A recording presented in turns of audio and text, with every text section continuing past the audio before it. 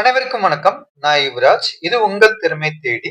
தமிழ்ல தான் நான் படிச்சிருக்கேன். தமிழ்ல தேர்வு எழுதி என்னால இந்தியன் ரயில்வேல வேலை வாங்க முடியுமா? அப்படின்னு யோசிக்கிறீங்களா? உங்களுக்கான வீடியோ தான் இது.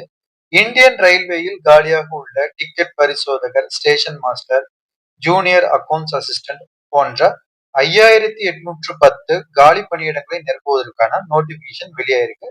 இதோட டீடைல்டு இன்ஃபர்மேஷன் இந்த வீடியோல பார்க்கலாம். வீடியோக்குள்ள போறதுக்கு முன்னாடி நம்ம சேனலை சப்ஸ்கிரைப் பண்ணாதவங்க சப்ஸ்கிரைப் பண்ணிக்க. பக்கத்துல இருக்க பெல் ஐக்கானை கிளிக் பண்ணிங்க. அப்பதான் நான் ரெகுலரா போஸ்ட் பண்ற வீடியோவோட நோட்டிபிகேஷன் உங்களுக்கு வரும். வாங்க வீடியோக்குள்ள போலாம். இதற்கான அப்ளிகேஷன் டேட் பாத்தீங்க அப்படின்னா 21/10/2025 இருந்து 20/11/2025 வரை நீங்க ஆன்லைன்ல தான் அப்ளை பண்ண முடியும். அப்ளிகேஷன் ஃபீஸ் பாத்தீங்க அப்படின்னா 22/11/2025 வரை நீங்க அப்ளிகேஷன் ஃபீஸ் பே பண்ணலாம்.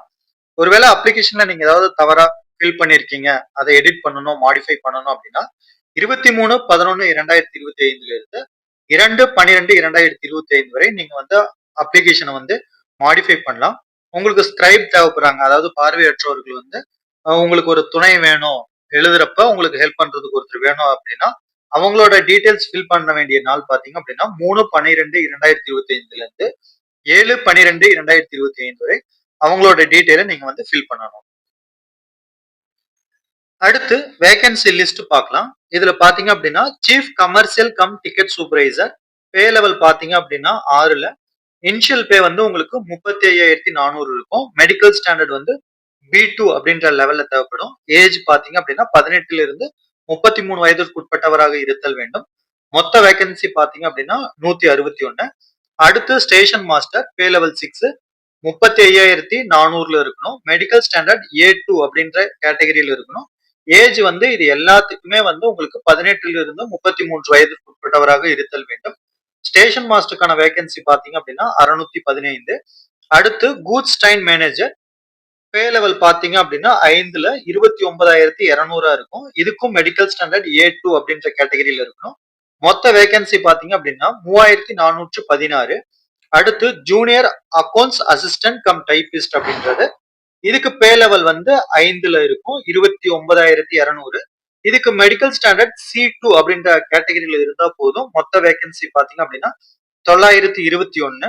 அடுத்து சீனியர் கிளர்க் கம் டைபிஸ்ட் இதுக்கும் பே லெவல் பாத்தீங்க அப்படின்னா 5 லெவல்ல இருக்கும், 29,200.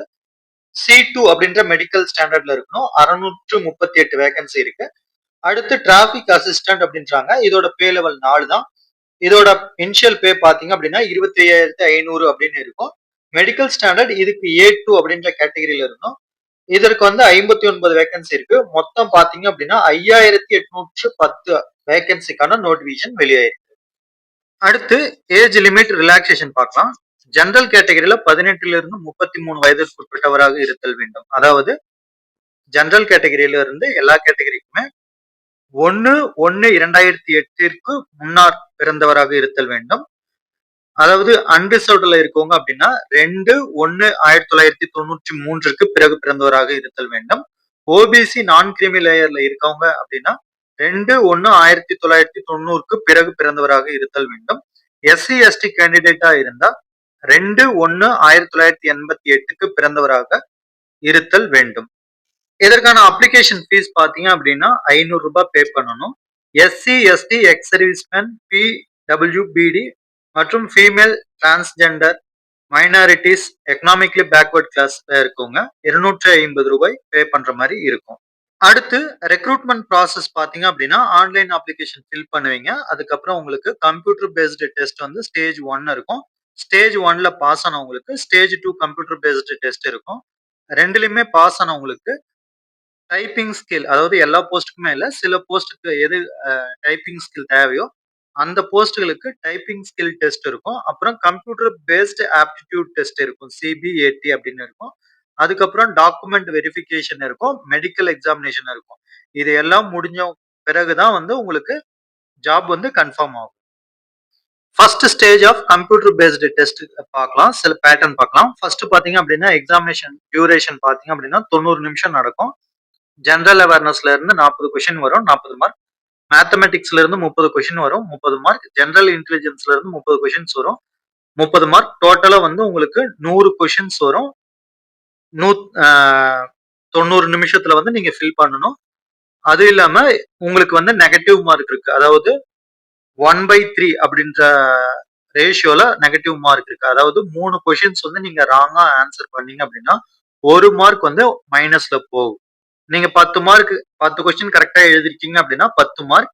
அதுல நீங்க வந்து ஒரு 6 கொஸ்டின் தப்பா எழுதிருக்கீங்க அப்படின்னா 2 மைனஸ் பண்ணிட்டு உங்களுக்கு 8 மார்க் தருவாங்க. இதுதான் வந்து கம்ப்யூட்டர் பேஸ்ட்ல மார்க்கோட பேட்டர்ன். இதுதான் இப்படிதான் இருக்கும். இதுல சிலபஸ் பாத்தீங்க அப்படின்னா mathematics, general intelligence reasoning and general awareness. Stage 2 stage 1 pass ஆனவங்களுக்கு கம்ப்யூட்டர் பேஸ்ட் ஸ்டேஜ் 2க்கான ஹால் டிக்கெட் வரும். அதோட எக்ஸாம் பேட்டர்ன் பார்க்கலாம். இதுவும் வந்து உங்களுக்கு எக்ஸாம் பாத்தீங்க அப்படின்னா 90 நிமிஷம். ஆனா இங்க ஜெனரல் அவேர்னஸ் 50 கொஸ்டின்ஸ் தருவாங்க, மேத்தமெட்டிக்ஸ் 35 கொஸ்டின்ஸ் தருவாங்க, ஜெனரல் இன்டெலிஜென்ஸ் அண்ட் ரீசனிங் இதுல 35 கொஸ்டின்ஸ் தருவாங்க. மொத்தமா பாத்தீங்க அப்படின்னா உங்களுக்கு 120 கொஸ்டின் இருக்கும், 120 மார்க். ஆனா டைம் பாத்தீங்க அப்படின்னா சேம் 90 மினிட்ஸ், 90 நிமிஷம் தான் இருக்கும். அடுத்து இந்த 2 எக்ஸாமினேஷன்லயும் நார்மலைசேஷன் ஆஃப் மார்க்ஸ் அப்படின்னு ஒரு கான்செப்ட் இருக்கு. அதாவது வெவ்வேறு ஷிஃப்ட்ல வெவ்வேறு டைப் ஆஃப் கொஷின்ஸ் இருக்கும்.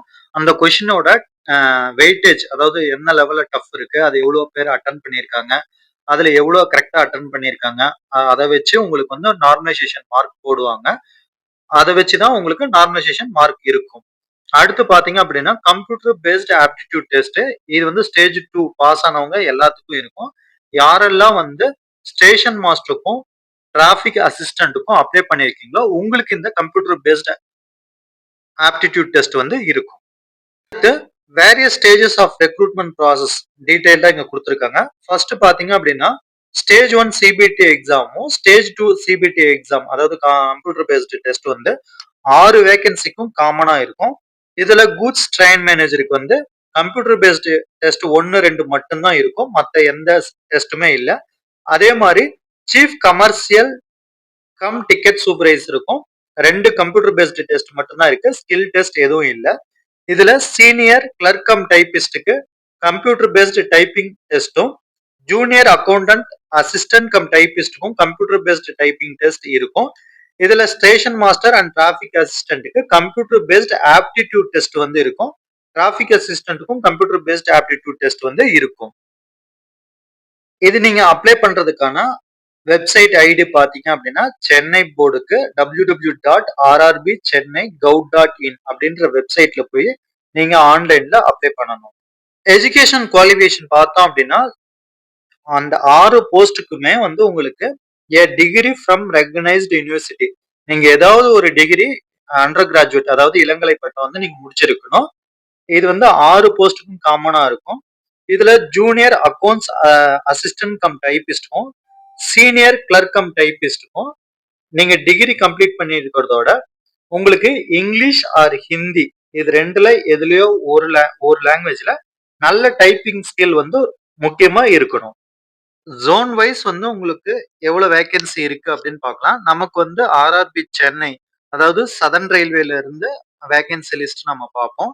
இதுல பாத்தீங்க அப்படின்னா சீஃப் கமர்ஷியல் கம் டிக்கெட் சூப்பர்வைசருக்கு மொத்தம் 6 வேகன்சி இருக்கு. ஓபிசிக்கு 4, எஸ்சிக்கு 1, எஸ்டிக்கு 1, இடபிள்யூஎஸ்க்கோ இல்ல அன்ரிசர்வ்டுக்கோ இல்ல. ஸ்டேஷன் மாஸ்டர் பாத்தீங்க அப்படின்னா மொத்தம் 2 வேகன்சி தான் இருக்கு, அன்ரிசர்வ்டுக்கு 1, எஸ்சிக்கு 1. கூட்ஸ் ட்ரெயின் மேனேஜர் பாத்தீங்க அப்படின்னா அன்ரிசர்வ்டுக்கு 1, எஸ்டிக்கு 2, மொத்தமா 3 வேகன்சி இருக்கு. ஜூனியர் அக்கௌண்ட்ஸ் அசிஸ்டன்ட் கம் டைபிஸ்டுக்கு ஐசிஎஃப் கேட்டகரியில 6 இருக்கு, அன்ரிசர்வ்டுல. எஸ்சியில 3 வேகன்சியும், எஸ்டியில 1 வேகன்சியும், ஓபிசிக்கு 5, இடபிள்யூஎஸ்க்கு 2, மொத்தம் 17 வேகன்சி இருக்கு.